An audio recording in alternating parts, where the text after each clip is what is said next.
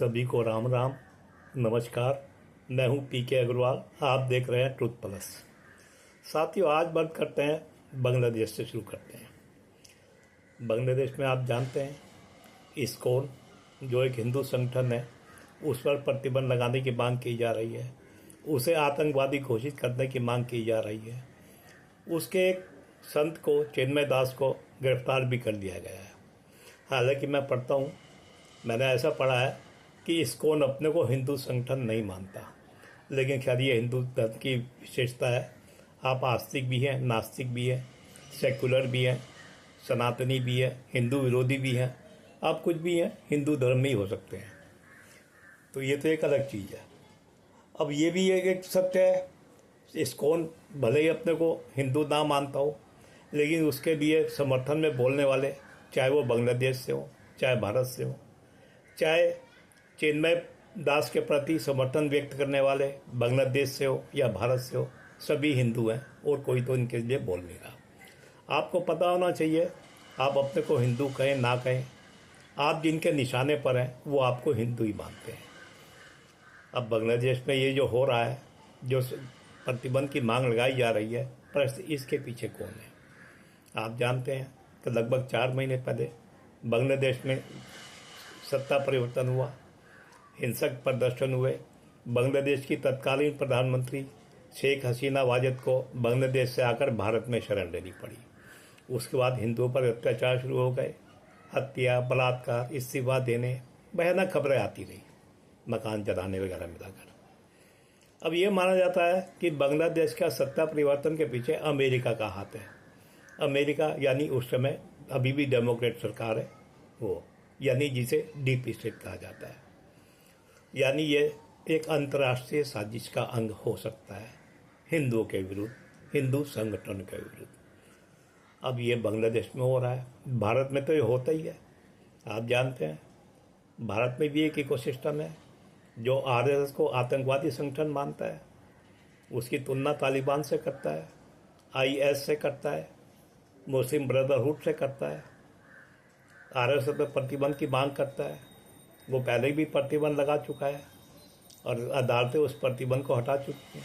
ऐसे भी हो चुका है। बजरंग दल पर भी प्रतिबंध की मांग करते हैं। क्यों?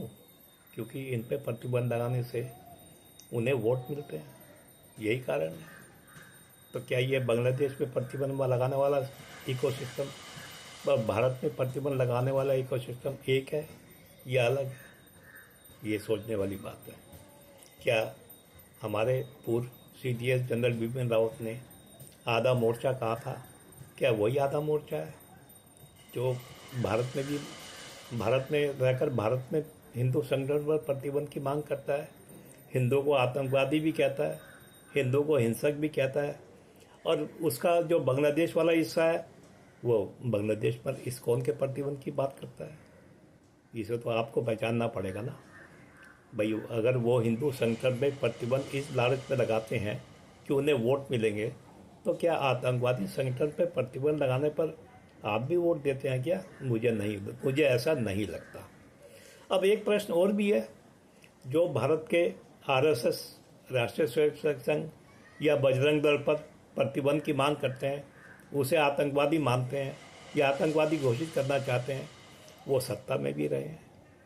सत्ता में रह के क्या उन्होंने कभी कोई प्रमाण ऐसे उपलब्ध कराए कि हिंदू संगठन आरएसएस, जो अपने को सांस्कृतिक संगठन कहता है, उसने कोई बम बनाने की फैक्ट्री लगा रखी है, हथियार चलाने की फैक्ट्री लगा रखी है, या उसने कोई आतंकवादियों जैसा हथियार प्रशिक्षण केंद्र बना रखा है? वो तो कभी साबित नहीं कर पाए।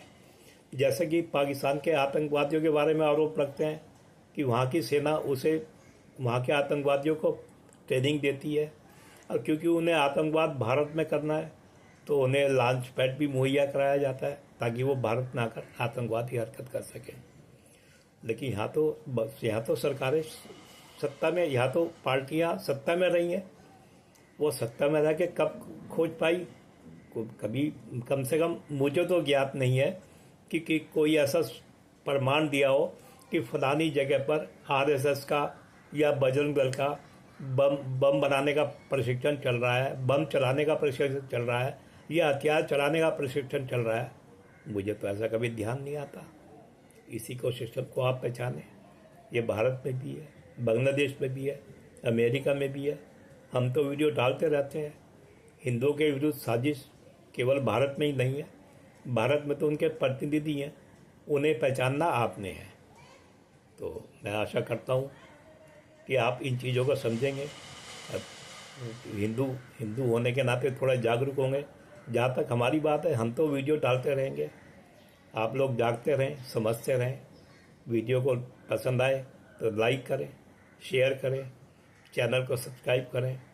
फिर मिलते हैं अगले वीडियो में। धन्यवाद।